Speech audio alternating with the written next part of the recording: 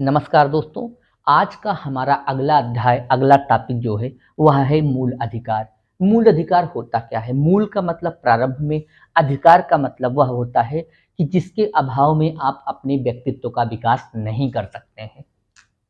तो मूल अधिकार मूलतः जो प्राप्त है, इसका विकास देखते हैं हम कैसे होता है। वैश्विक स्तर पर वैश्विक स्तर पर देखेंगे, जैसे सर्वप्रथम 1215 में ब्रिटेन के सम्राट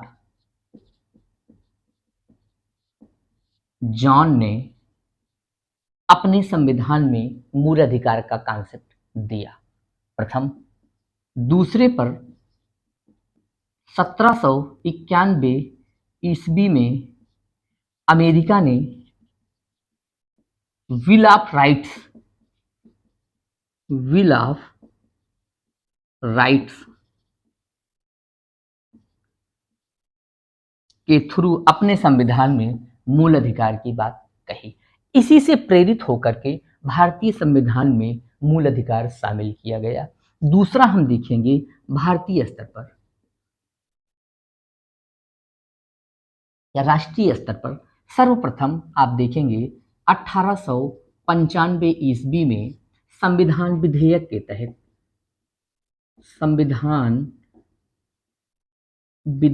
तहत संविधान में मूल अधिकार लाने की बात कही गई।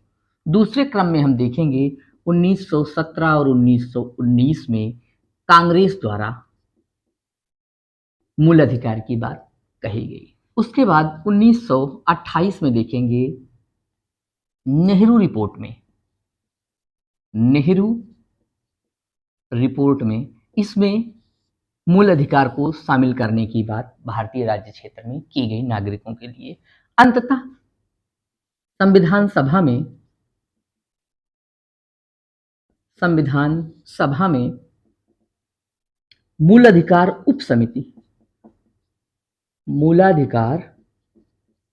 उप समिति जेबी कृपलानी के नेतृत्व में बनी और इसी के अनुसूचियों के आधार पर भारतीय संविधान में मूल अधिकार शामिल किया गया भाग 3 में। और यह जो मूल अधिकार उप समिति थी, यह बिल ऑफ राइट्स से प्रेरित थी। यानी भारतीय संविधान में मूल अधिकार कहां से लिया गया? तो वन लाइनर क्वेश्चन, अमेरिका से लिया गया। ये था इसका विकास क्रम कि कहां से कैसे आया मूल अधिकार। अब हम देखेंगे कि मूल अधिकार जो भारतीय संविधान के भाग 3 में शामिल है, इससे संबंधित कुछ फंडामेंटल, जैसे मूल अधिकार होता क्या है। एक होता है राज्य और दूसरा राज्य के नागरिक। समझिए, यहां पर यह जो मूल अधिकार है, यह प्रदान किया गया, संविधान में लागू किया गया। राज्य इसको लागू करेगा नागरिकों के लिए। इसका जो संरक्षक है वह सुप्रीम कोर्ट और हाई कोर्ट है। अनुच्छेद 32 और अनुच्छेद 226, यह है हाई कोर्ट और यह है सुप्रीम कोर्ट के तहत इसको संरक्षण प्रदान होता है। यह संरक्षक है। कौन है? एक ये, दूसरा ये। इस अनुच्छेद के तहत राज्य को यह आदेश देता है कि तुम लोगों के मूल अधिकार, नागरिकों के मूल अधिकार की रक्षा करो और साथ साथ में इन नागरिकों के मूल अधिकार का हनन ना हो, ऐसा कोई कानून ना बनाओ, ऐसा कोई भी उपबंध, नियम, उपबंध, अध्यादेश आदि कुछ ना बनाओ जिससे कि इन नागरिकों के मूल अधिकार का हनन हो। अर्थात राज्य के लिए यह नकारात्मक है और नागरिकों के लिए यह क्या है? सकारात्मक है। यह होता है मूल अधिकार राज्य और नागरिकों के परिप्रेक्ष्य में। जब मूल अधिकार शामिल कर लिया गया भारतीय संविधान में, तो अनुच्छेद 12 से 35 तक इसका जिक्र आया। भाग 3 में अमेरिका से उद्धृत किया गया। अब हम देखेंगे कि यह मूल अधिकार कितने प्रकार के होते हैं, कैसे होते हैं। आपको पता है कि अगर राज्य कोई ऐसा नीति नियम कानून नहीं बनाएगा जिससे नागरिकों के मूल अधिकार का उल्लंघन होता है, ठीक है। तो प्रारंभ में जो मूल अधिकार थे वह 7 थे, समझिएगा यहाँ पर। उसमें एक था अनुच्छेद 31 और अनुच्छेद 19F, जो था संपत्ति का अधिकार। संपत्ति का अधिकार। अब राज्य का यह कर्तव्य है कि वह मूल अधिकार की रक्षा करें, उसको बढ़ावा दें। अब अगर संपत्ति का अधिकार मूल अधिकार रहेगा, यह संपत्ति का अधिकार मूल अधिकार रहेगा, तो कोई भी राज्य मूल अधिकार में शामिल संपत्ति के अधिकार की जांच नहीं कर पाएगा कि आपके पास आय से ज्यादा संपत्ति कैसे है। इसीलिए मूल अधिकार से संपत्ति के अधिकार को हटाने के लिए 44वां संविधान संशोधन 1978 के तहत संशोधन किया गया तथा इसे 300A में रखा गया एक कानूनी अधिकार के तौर पर। कारण कि अगर राज्य है और नागरिक है, अगर जो कानून बन रहा है उसमें मूल अधिकार की रक्षा कौन करेगा? यह राज्य करेगा। आदेश सुप्रीम कोर्ट दे रहा है। इससे संबंधित कोई भी नियम, अध्यादेश, उपदेश, आदेश कुछ भी नहीं बनाएगा जिससे कि नागरिकों के मूल अधिकार का हनन हो। अगर यह संपत्ति का अधिकार मूल अधिकार रहेगा तो क्या राज्य जांच कर सकेगा? नहीं। इसलिए 1978 में यह देखते हुए काला धन, अवैध संपत्ति अत्यधिक मात्रा में अर्जित की जा रही थी और यह संपत्ति का अधिकार मूल अधिकार होने के नाते राज्य के लिए नकारात्मकता को व्यक्त करती थी और व्यक्ति के लिए सकारात्मकता को। राज्य चाह कर भी इन चीज संपत्ति कितनी अर्जन किए हो इसकी इंक्वायरी नहीं कर सकती थी। इसलिए संपत्ति के अधिकार को यहाँ से हटा दिया गया 31 और 19F से। इसे कहाँ रखा गया? 31A में रखा गया। कौन सा संविधान संशोधन? 44वां 1978। क्लियर हुआ? तो जब संपत्ति के अधिकार को हटा दिया गया तो प्रारंभ में या मूल में कितने मूल अधिकार थे? मूल में 7 प्रकार के मूल अधिकार थे, लेकिन संपत्ति का अधिकार जब हट गया तो वर्तमान में 6 मूल अधिकार बचते हैं। वर्तमान में कितने? 6। आइए चर्चा करते हैं, देखते हैं वह 6 मूल अधिकार कौन कौन से हैं।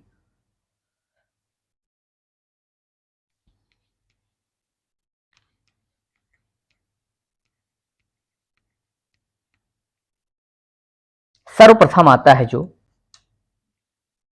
पहले अनुच्छेद देखेंगे कि किस अनुच्छेद से किस अनुच्छेद तक मूल अधिकार का वर्णन है, कौन कौन से मूल अधिकार हैं। जैसे आप 12 अनुच्छेद देख लीजिए, 13, ठीक है। यह दोनों के अलावा जो है वह संविधान में उसके विभाजन में जो शामिल है उसकी चर्चा होगी। पहले 12 और 13 है, यह विशेष तौर पर इसे समझ लीजिए। 12 अनुच्छेद, आर्टिकल 12, अनुच्छेद 12 क्या कहता है? इसमें राज्य शब्द की परिभाषा दी गई है। राज्य शब्द की परिभाषा दी गई है कि कौन राज्य होगा, कौन राज्य नहीं होगा। तो राज्य से संबंधित सरकार से है, राज्य का संबंध सरकार से है। तो जैसे संसद हो गया, विधानमंडल हो गया, ग्राम पंचायत हो गया, जो भी सरकारी संस्थान या उपक्रम है वह सब राज्य के अंतर्गत ही आते हैं। अनुच्छेद 13 में क्या है? अनुच्छेद 13 जो कहता है वह मूल अधिकार की प्रकृति को बताता है। मूल अधिकार की प्रकृति को बताता है कि इसकी प्रकृति कैसी है। यह बताता है अनुच्छेद 13 कि जब यह मूल अधिकार भारतीय संविधान में शामिल हुआ कि पहले यदि कोई ऐसा कानून, नियम, उपनियम, अध्यादेश, आदेश ऐसा है जो मूल अधिकार का हनन कर रहा हो तो वह उस मात्रा तक शून्य हो जाएगा जिस मात्रा तक वह मूल अधिकार का हनन कर रहा होगा। या संविधान निर्माण व मूल अधिकार शामिल होने के बाद कोई नियम, अध्यादेश, आदेश, उपदेश कुछ ऐसा बनता है तो वह उस मात्रा तक शून्य हो जाएगा जिस मात्रा तक वह मूल अधिकार का हनन कर रहा होता है। यदि उस मात्रा तक शून्य होने पर वह कानून असफल हो जाता है, उसका कोई मतलब नहीं होता है, तो उसे यथावत छोड़ दिया जाएगा, लेकिन इसको प्राथमिकता दी जाएगी। यह होता है मूल अधिकार। इसीलिए संपत्ति के अधिकार को हटा दिया गया, क्योंकि संपत्ति का अधिकार शामिल था, तब राज्य या सरकार ऐसा कोई काम नहीं कर सकती थी जिसके थ्रू संपत्ति की जानकारी प्राप्त कर सके, क्योंकि वहां पर तुरंत मूल अधिकार का हनन हो जाता और वह तुरंत भाग करके सुप्रीम कोर्ट जाता, हाई कोर्ट जाता कि देखो मेरे मूल अधिकार को छीना जा रहा है। तुरंत वहां से रिटें जारी होती और आपके खिलाफ कार्रवाई हो जाती। आइए देखते हैं अनुच्छेद 12 अनुच्छेद 13 के बाद कितने प्रकार के मूल अधिकार बचे हैं। प्रारंभ में 7 थे, उसके बाद जो 6 मूल अधिकार बचे हैं वह कौन कौन से हैं और उसका वर्णन कहाँ कहाँ किस प्रकार हुआ है। जैसे सर्वप्रथम आप देखेंगे, पहला समानता का अधिकार। समानता का अधिकार। दूसरा स्वतंत्रता का अधिकार। तीसरा शोषण के विरुद्ध अधिकार। शोषण के विरुद्ध अधिकार।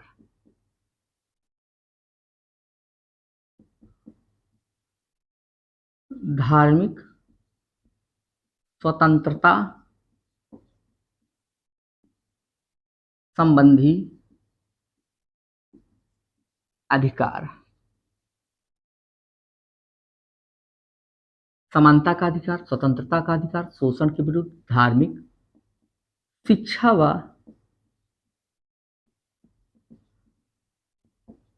संस्कृत संबंधी अधिकार। और अगला है संवैधानिक उपचारों का अधिकार।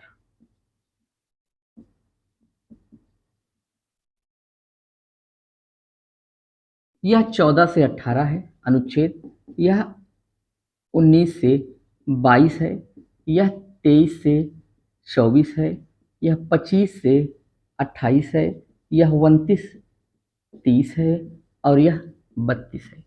यही संवैधानिक उपचारों का अधिकार है जिसे डॉक्टर भीमराव अंबेडकर ने संविधान की आत्मा कहा है। किसने? डॉक्टर भीमराव अंबेडकर जी ने क्या कहा है इसे? संविधान की आत्मा। डॉक्टर भीमराव अंबेडकर के से कई बार प्रश्न यहाँ से आया हुआ है। तो आपने मूल अधिकार समझा है, इसकी उत्पत्ति कैसे हुई, भारतीय संविधान में कैसे शामिल हुआ, संपत्ति का अधिकार किस तरह से नागरिकों के लिए ज्यादा था और राज्य को वह बाधित करता था, इसलिए उसे हटा करके कानूनी अधिकार के रूप में रखा गया। 12 में आपने परिभाषा देखी राज्य शब्द की, 13 में मूल अधिकार की प्रकृति देखी, जो बचे हैं 14 से 32 तक उसमें आपने समानता, स्वतंत्रता, शोषण, धार्मिक, शिक्षा व संवैधानिक उपचारों के अधिकार से संबंधित चीजों को देखा। अब हम प्रथमतः लेंगे समानता का अधिकार। सबसे पहले हम लेंगे समानता का अधिकार। अनुच्छेद 14 से अनुच्छेद 18 तक वर्णित है। अनुच्छेद 14 क्या कहता है? विधि के समक्ष समता का अधिकार। सबके लिए समान विधि का कानून होगा, कोई भी व्यक्ति हो सबके लिए एक नियम बनेंगे। अलग अलग व्यक्ति, जो भारत के प्रधानमंत्री जी के लिए नियम होगा वही नियम एक गरीब किसान के लिए भी होगा। विधि के समक्ष समता का अधिकार। अनुच्छेद 15 क्या कहता है? जाति,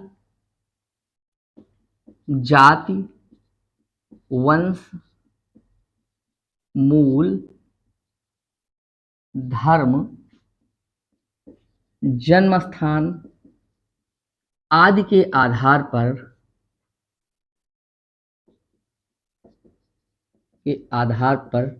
विभेद निषेध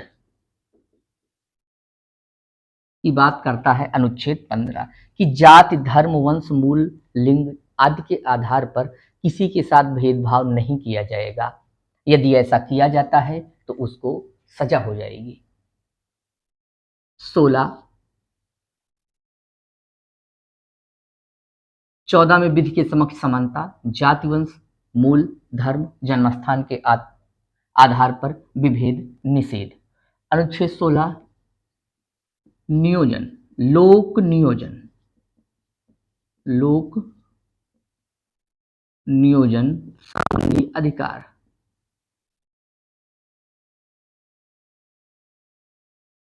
जैसे कोई वैकेंसी आती है तो उसमें सबके लिए बराबरी का हक मिलता है। जैसे जर्नल के लिए ओबीसी, ईडब्ल्यूएस, एसटी/एससी, महिला, भूतपूर्व सैनिक, विकलांग, सबके लिए क्या होता है, लोक नियोजन से संबंधित सबको बराबरी का हक मिलता है। सबकी संख्या के आधार पर उनको उतनी सीटें प्रोवाइड की जाती हैं। अनुच्छेद 17 क्या कहता है, अस्पृश्यता का अंत। अस्पृश्यता का अंत, अस्पृश्यता का मतलब होता है छुआछूत, छुआछूत का अंत इसके तहत किया गया, अनुच्छेद 17 के तहत किया गया। 1955 में इससे संबंधित कानून बने और उसके बाद 1976 में यह कहा गया यदि कोई व्यक्ति अस्पृश्यता या भेदभाव समाज में किसी जाति वर्ग को विशेष को लेकर के किसी भी प्रकार की छुआछूत से संबंधित कोई अपमानजनक बातें कहता है या जाति सूचक शब्दों का प्रयोग करता है या उसको कहता है कि नीची जाति के लोग हो दूर रहो या किसी भी प्रकार का भी भेदभाव देखा जाता है तो वह यहाँ तक कि चुनाव तक नहीं लड़ सकता है यदि इस अस्पृश्यता से संबंधित संलिप्तता पाई जाती है उसमें। तो उसके बाद आता है अनुच्छेद 18। अनुच्छेद 18 जो है वह उपाधियों का अंत कहता है। क्या कहता है, उपाधियों का अंत। उपाधियों का अंत, कोई भी व्यक्ति कोई उपाधि प्राप्त करता है तो सार्वजनिक स्थानों पर उसे पहन करके दिखावा करने के लिए नहीं जाएगा क्योंकि वहां पर और भी लोग मौजूद हैं। वह अपनी विशेष ख्याति को वहां प्रदर्शित करेगा तो बाकी लोगों को थोड़ा सा कष्ट होगा और वह लोग नीचा दिखाने, अपने आप को नीचा समझेंगे कि वह तो बहुत ही ख्याति प्राप्त व्यक्ति है, हम उसके सामने नगण्य हैं। इसलिए उपाधियों से संबंधित कोई भी बात होगी, लेकिन दो चीजों में इसकी छूट दी गई है। पहली सैन्य और दूसरी शिक्षा। सैन्य और शिक्षा में छूट दी गई है क्योंकि यह व्यक्ति अपने कर्म के आधार पर इसे प्राप्त करता है, इन दोनों उपाधियों को। और यहाँ पर एक चीज की उपाधि अगर आप प्राप्त करना चाहते हैं तो अगर किसी आप विदेशी नागरिक हैं, यहाँ पर रह रहे हैं, लाभ के पद पर हैं, तो अगर कोई सी विदेश से अपने ही देश से प्राप्त करना चाहते हैं कोई उपाधि तो राष्ट्रपति की अनुमति लेनी पड़ेगी। या कोई भारतीय नागरिक किसी विदेश से कोई उपाधि प्राप्त करना चाहता है तो वह राष्ट्रपति की अनुमति प्राप्त किए बिना नहीं प्राप्त कर सकता है। राष्ट्रपति की अनुमति अनिवार्य है। इतना क्लियर हुआ? 14, 15, 16, 17, 18। अगला जो है हमारा वह है स्वतंत्रता संबंधी अधिकार, अनुच्छेद 19 से अनुच्छेद 22 तक।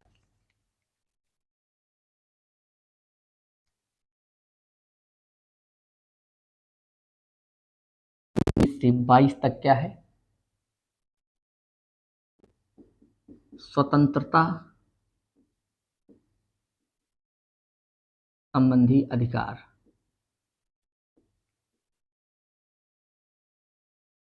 अनुच्छेद 19,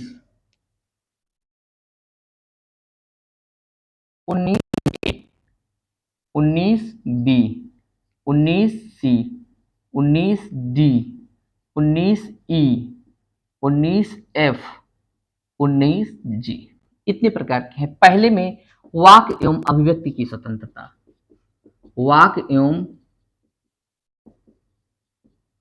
अभिव्यक्ति की स्वतंत्रता।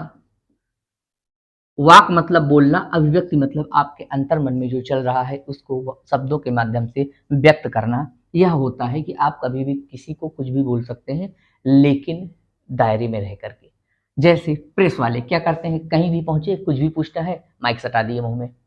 तो यह क्या है, वाक्य एवं अभिव्यक्ति की स्वतंत्रता। इसी में प्रेस की स्वतंत्रता क्या है, निहित है। प्रेस की स्वतंत्रता इसी में क्या है, निहित है। 19 बी, जैसे आप कहीं भी सरकार के विरुद्ध या किसी कंपनी के विरुद्ध या किसी आंदोलन के विरुद्ध या सरकार के खिलाफ कोई आंदोलन खड़ा करना चाहते हैं, अपनी बात रखना चाहते हैं, तो निरायुद्ध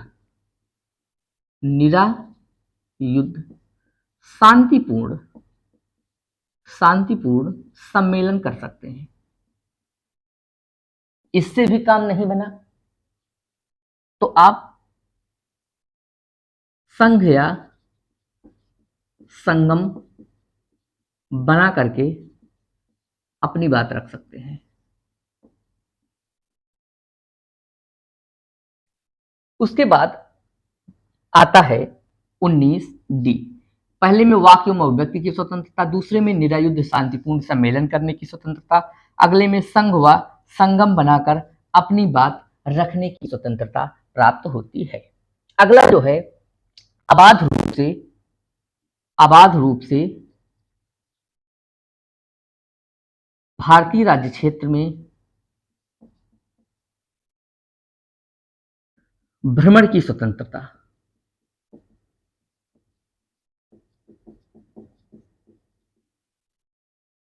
फिर भारतीय राज्य क्षेत्र में कहीं भी आप स्वयं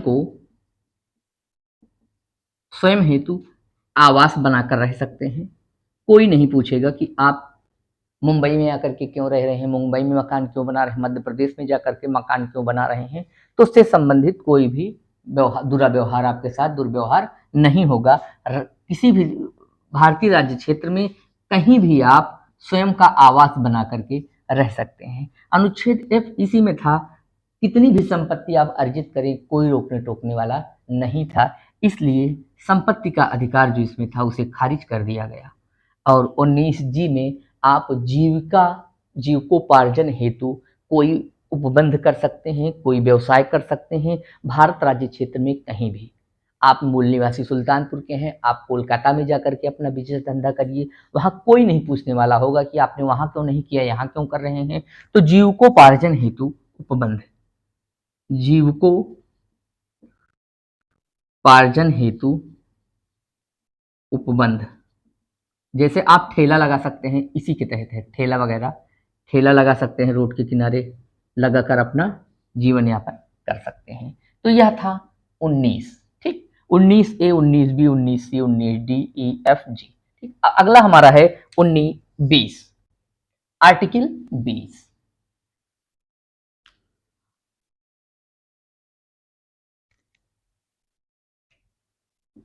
अनुच्छेद 20। अब यहां से मेन चीज है, अनुच्छेद 20 जो कहता है वह अपराध दोष सिद्ध में संरक्षण। किसमें है,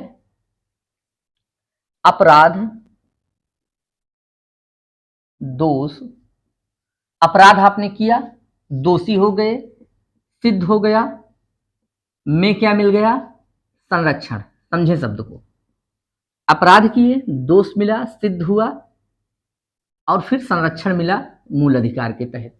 कि मतलब जैसे आप व्यक्ति ए है, व्यक्ति बी है, दोनों का मूल अधिकार है। ए ने बी को पीट दिया, अब अगर गवर्नमेंट ने भेजा किसी को या राज्य ने किसी को भेजा, पुलिस आएगी, अरेस्ट करेगी एक को, तो जिसको अरेस्ट करेगी उसके मूल अधिकार का हनन होना शुरू हो गया। तो उसके उपलक्ष्य में तुरंत मूल अधिकार दौड़ के आ जाएगा कि जिसे आप अरेस्ट कर रहे हैं उसके पास मूल अधिकार है, उसका हनन ना हो। ये तो आपसी बात थी कि इन दोनों ने लड़ाई की, इसने इसको पीट दिया, इसको उठा के पुलिस लेके जाएगी, तुरंत क्या होगा, अपराध दोष सिद्ध हो गया और उसके हेतु संरक्षण के लिए मूल अधिकार आकर के खड़ा हो जाएगा। इसमें क्या है, 3 चीजें हैं। जैसे आपने अपराध कर दिया, दोष सिद्ध हो गया, तो इसमें प्रथम है कि जो आपको ऐसी गिरफ्तारी, जो कानून है वर्तमान में,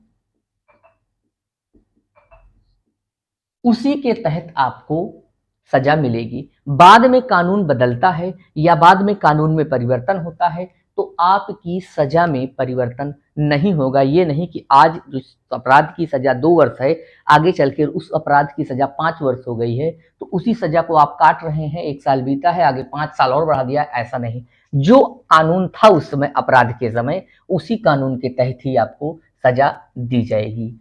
अगला, दोहरे दंड का प्रावधान नहीं है। इसका दोहरे दंड का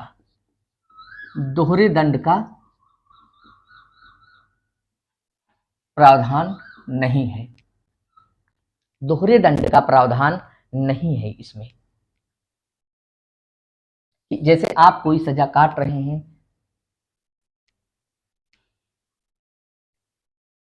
दोहरे दंड का इसमें प्रावधान नहीं है। यदि अपराध की प्रकृति भिन्न भिन्न होगी तो आपको उसके अकॉर्डिंग अलग अलग से सजा, अलग अलग सी धाराएं लगेंगी। तीसरा है कि किसी व्यक्ति की गिरफ्तारी हो गई है तो उसे स्वयं के विरुद्ध गवाही देने के लिए बाध्य नहीं किया जाएगा। मारपीट करके स्वयं के विरुद्ध गवाही के लिए बाध्य नहीं किया जाएगा। तो 3 बातें हैं। जो कानून है वर्तमान में उसी के तहत सजा दी जाएगी। कानून के साथ, कानून बदलने के बाद कोई नया कानून आता है उसी अपराध के लिए तो उसके तहत दोबारा सजा नहीं दी जाएगी। दोहरे दंड का प्रावधान नहीं है। स्वयं के विरुद्ध गवाही देने के लिए व्यक्ति को बाध्य नहीं किया जाएगा। यह देता है अपराध दोष सिद्ध में संरक्षण, अनुच्छेद 20। उसके बाद आता है अनुच्छेद 21, आर्टिकल 21। यह कहता है प्राण एवं दैहिक स्वतंत्रता का अधिकार व्यक्तियों को प्राप्त होगा। नागरिकों को प्राण एवं दैहिक स्वतंत्रता का अधिकार क्या होगा? प्राप्त होगा। अच्छी हवा, अच्छा खाना, अच्छा पानी, अच्छा वातावरण, अच्छी सड़क, मतलब आधारभूत संरचना के सारी चीजें जो होंगी वह प्राण एवं दैहिक स्वतंत्रता, जो भी साधन व्यक्ति की जीवन जीने में बाधा होंगी वह सब प्राण एवं दैहिक स्वतंत्रता में बाधा होंगी। ऐसी चीजों को हटाने के लिए राज्य उपबंध करेगी और व्यक्ति को उनके प्राण एवं दैहिक स्वतंत्रता से संबंधित अधिकार को प्रदान करेगी। यह उपबंध सरकार करेगी। इसमें विदेशी यात्रा तक भी सम्मिलित है। आर्टिकल 21A, अनुच्छेद 21A क्या कहता है? 6 से 14 वर्ष आयु के बच्चों को निःशुल्क शिक्षा,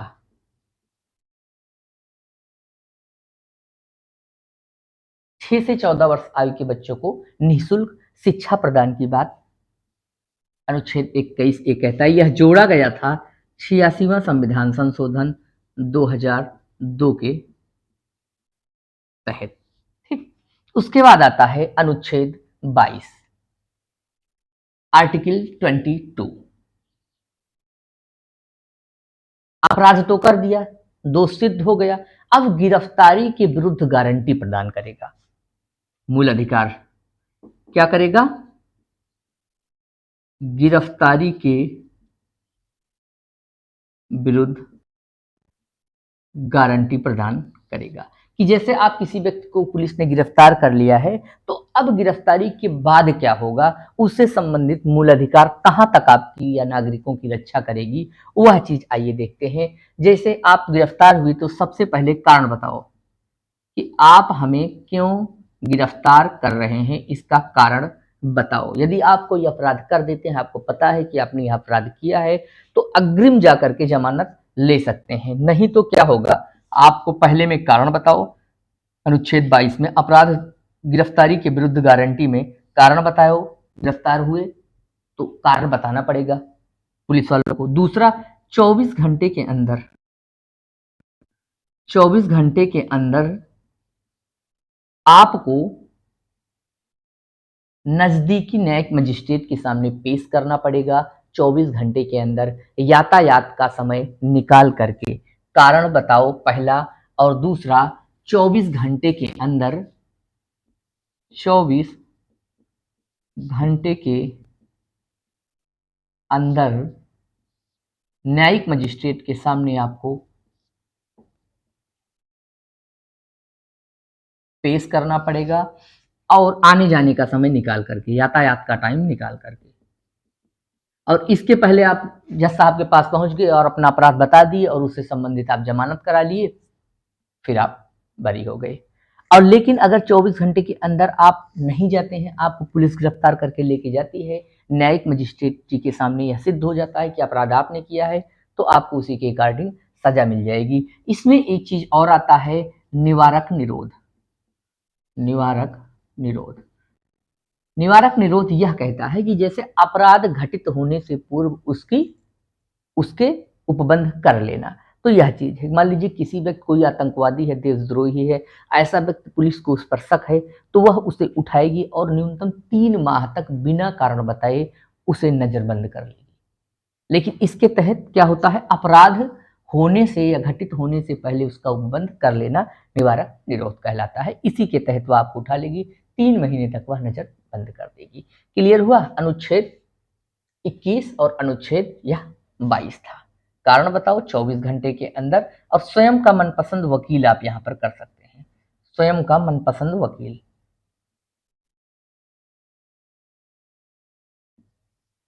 वकील आप यहां पर कर सकते हैं। ठीक, अगला हमारा जो अधिकार है, समानता का अधिकार हो गया, स्वतंत्रता का अधिकार हो गया। अब है शोषण के विरुद्ध अधिकार। शोषण के विरुद्ध अधिकार।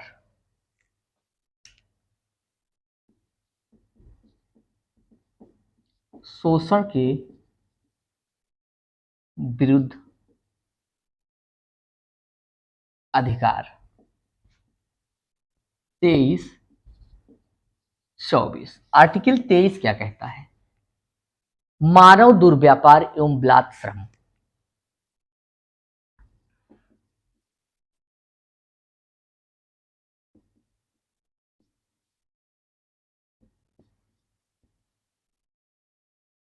बलात् श्रम पर रोक लगाता है। जैसे बंधुआ मजदूर वगैरह होता था, उनको लेके जाते थे, अत्यधिक काम कराते थे, 6 महीने, साल भर, 2 साल, 10 साल तक, उसके बाद रिलीज छोड़ देते थे, और कोई भी आय का अर्जन नहीं होता था। एक तरीके से मानव का व्यापार होता था। बंधुआ मजदूर, बंधुआ मजदूर उन्मूलन कानून जो आया था वो 1976 में आया था। अनुच्छेद 24, 14 वर्ष से कम आयु के बच्चों को, कम आयु के बच्चों को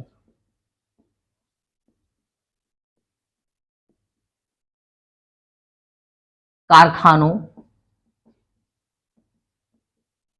मिलों आदि में काम करने हेतु प्रतिबंधित करता है। आदि में काम करने से क्या करता है, प्रतिबंधित करता है, मना करता है। कारण यह है कि 6 से 14 वर्ष के बच्चों के लिए निःशुल्क शिक्षा कौन प्रदान कर रहा है, मूल अधिकार प्रदान कर रहा है। कितने? 6 से 14 वर्ष के बच्चों को। अनुच्छेद 21 ए, निःशुल्क शिक्षा मिल रही है। समझे? अब जो 14 वर्ष के अंदर है, इनको निःशुल्क शिक्षा मिल रही है, तो यहाँ पर मूल अधिकार काम कर रहा है। और इस मूल अधिकार के अंतर्गत जो निःशुल्क शिक्षा प्रदान की जा रही है 14 वर्ष के अंदर के बच्चों को, 6 से 14, और 14 वर्ष से कम आयु के बच्चों को अगर आप उठाएंगे कारखानों, मिलों के लिए, तो यह मूल अधिकार इनके लिए लड़ने आ जाएगा।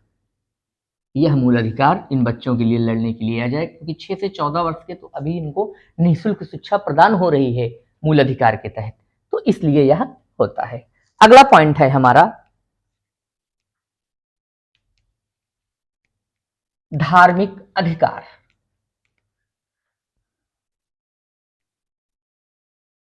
धार्मिक अधिकार। धार्मिक अधिकार अनुच्छेद 25 से लेकर के अनुच्छेद 28 तक वर्णित है। अनुच्छेद 25 में क्या है, किसी भी धर्म को आप अबाध रूप से मान सकते हैं, कोई आपको जबरदस्ती नहीं है, कोई दबाव नहीं है। आप भारतीय राज्य क्षेत्र में कोई भी धर्म अबाध रूप से मान सकते हैं। किसी भी धर्म की उपासना अबाध रूप से आप कर सकते हैं। अनुच्छेद 26, अब इस धर्म के कार्य प्रयोजनार्थ हेतु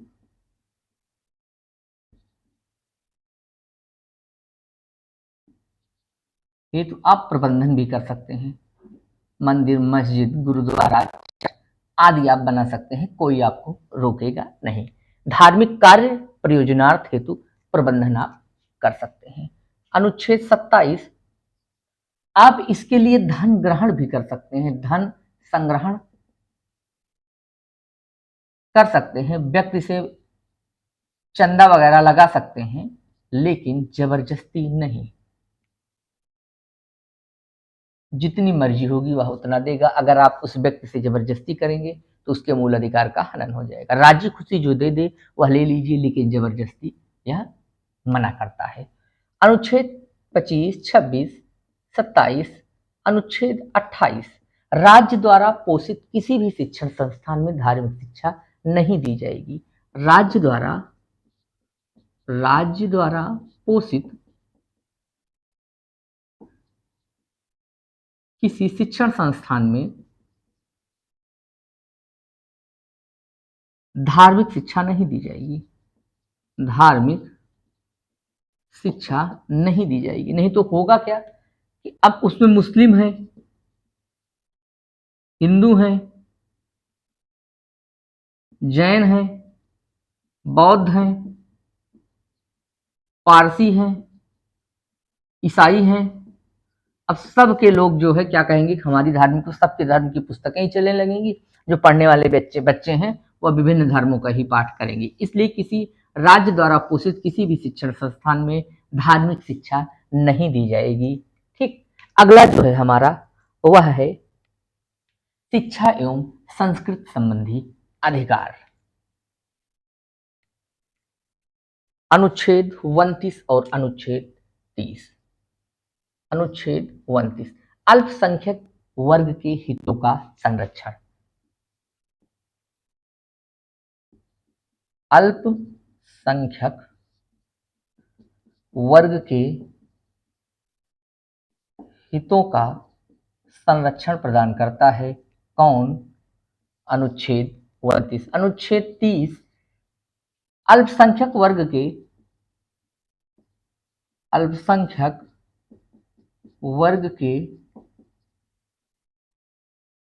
शिक्षण संस्थान को की स्थापना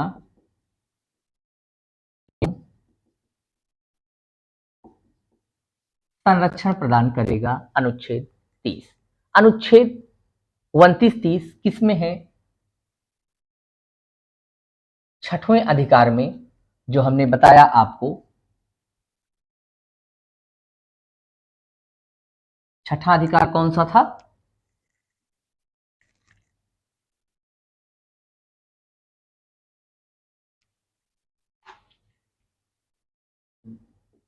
शिक्षा व संस्कृति संबंधी अधिकार। इसमें अल्पसंख्यक वर्ग के हितों का संरक्षण और अल्पसंख्यक शिक्षण संस्थानों की स्थापना व संरक्षण से संबंधित उपबंध करेगा। अगला है अनुच्छेद 32, संवैधानिक उपचारों का अधिकार। संवैधानिक उपचारों का अधिकार। संवैधानिक उपचारों के अधिकार से संबंधित में 5 रिटें जारी होती हैं। पहला, बंदी प्रत्यक्षीकरण। बंदी प्रत्यक्षीकरण। दूसरा, परमादेश। तीसरा, उत्प्रेषण। चौथा, प्रतिषेध। पांचवा, अधिकार परीक्षा।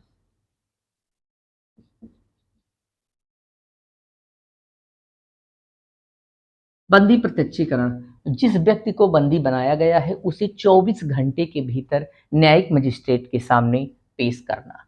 परमादेश, परम आदेश, व्यक्ति व संस्था को उसके कर्तव्यों का, दायित्वों का निर्वहन कराने हेतु जारी की गई रिट। उत्प्रेषण, उत्प्रेषण जैसे कोई कनिष्ठ विभाग या कनिष्ठ न्यायालय किसी मामले की सुनवाई कर रहा है जो उसके दायरे से परे है, तो वरिष्ठ न्यायालय उसे आदेश देता है कि जिस मामले की तुम सुनवाई कर रहे हो वह तुम्हारा मामला नहीं है, वह फला का मामला है, कृपया करके उसे उत्प्रेषित कर दो, अग्रसरित कर दो। प्रतिषेध, यदि किसी मामले की वह सुनवाई कर रहा हो तो उसे तत्काल मना करता है, यह तुम्हारा काम नहीं है, इसे वहीं पर रोक दो। अधिकार पृष्ठा, किसी व्यक्ति को का वह पद नहीं है पर वह उस पद का अनुसरण कर रहा है, उस पद हेतु सारे कामों को अपने अकॉर्डिंग कर रहा है, तो यह जवाब मांगता है कि हमें यह प्रूफ करो कि तुम इस पद के लिए हो और इस पद से संबंधित जो भी तथ्य हैं उसे हमें अवगत कराओ कि क्या तुम इस पद पर काम कर रहे हो, वह पद तुम्हारे योग्य है, तुम उसके लिए हो या नहीं। तो इसके लिए क्या जारी होता है, अधिकार परीक्षा। यह 5 प्रकार के रिटेन अनुच्छेद 32 के तहत सुप्रीम कोर्ट के तहत सुप्रीम कोर्ट जारी करता है, और वही सुप्रीम कोर्ट जो है क्या है, सुप्रीम कोर्ट संरक्षक है न्यायालय किसका, इस मूल अधिकार का। ठीक है, तो यह था मूल अधिकार 12 से 35 भाग 3 से संबंधित कुछ महत्वपूर्ण तथ्य और उसका एक विश्लेषण स्वरूप। इसके प्रश्नों की श्रृंखला जो चैप्टर हो रहे हैं वह भी आएगा कि किस तरह से प्रश्न बनेंगे, कहाँ कहाँ से प्रश्न बनेंगे, एक सीरीज चलेगी आगे। आज के लिए इतना, धन्यवाद।